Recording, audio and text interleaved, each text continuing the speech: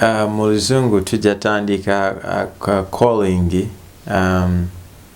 oba kyosobola kiyita mu Luzungu responsibility. Naye ekisingayo bukulu lwaki njagala church ey'Abamormon oba eya Latter-day Saint. Nickname ya church abantu abasinga batuyita Bamormon.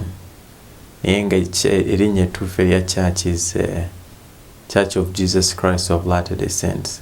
Mu kanisa lwaki njagala nnyo nti kanisa erina engeri Katonda gye yagisetingamu mu ngeri nti buli omu okuva ku baana abato otuuka ku bazeeyi baffe nti buli omu alina omulimu gw'asobola okukola era nti buli omu aba alina ekintu ky'asobola okukola. Bw'oba ogenze ku kanisa tolina ngeri ewulira nti kanisa ya gundi oba kanisa y'ono, naye nti buli omu alina emirimu gino mu kanisa Katonda asobola oyita muntu gundi kola omulimu gundi, era nti emirimu gino oli talina mulimu mu kanisa nti ogwo gwe mulimu gwagenda okukola paka bwafa, wabula bakuyita okumala akaseera mu kanisa. Bakuyita ne bagamba ojja kuba okola omulimu gundi, then ekiseera bwe kiba kituuse mwaka gumu, 2, myezi 6 bakujjako omuntu omulala n'aba nti agenda mu maaso nokola omulimu gw'obadde okola, then gwe ate n'ofuna omulimu omulala. So n'olaba nti kikuyamba okukula mu njiri mu kanisa. Church ngimazeemu almost myaka 12 kati. Bukya bambatiza mu kanisa sisobola na kubala mirimu gye mbadde nagyo. Mbadde mu kanisa n'emirimu egikisukka 15. Mbadde omusomesa, mbadde mu minsani somesa enjiri myaka 2. Mbadde ne callings imperative. Era n'essaawa zino ndi musomesa.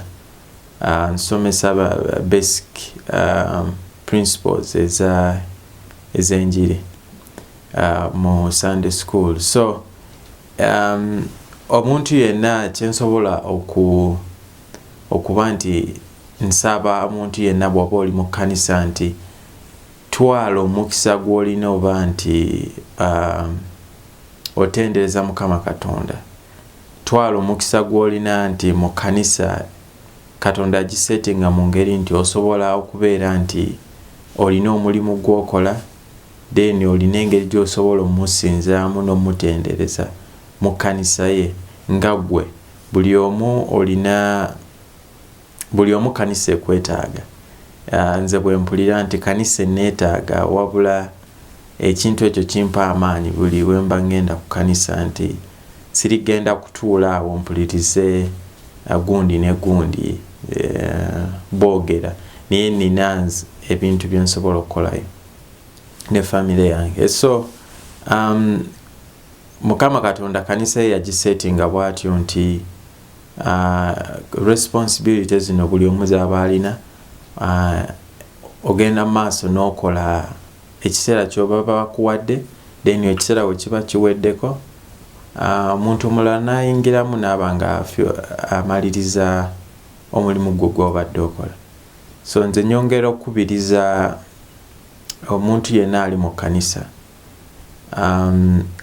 calling yonna gy'oba olina gikwate n'amaanyi, teekamu ebirowoozo, teekamu amagezi go gonna, obe nti okola Mukama Katonda kyajja okubaawo akwegumikirizemu, abeere nti musanyufu gy'oli nti osobodde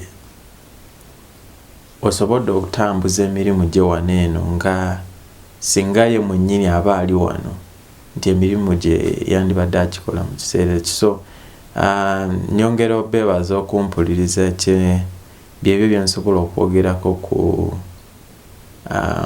ku okusaavinga n'okubeera nti olina emirimu mu kanisa.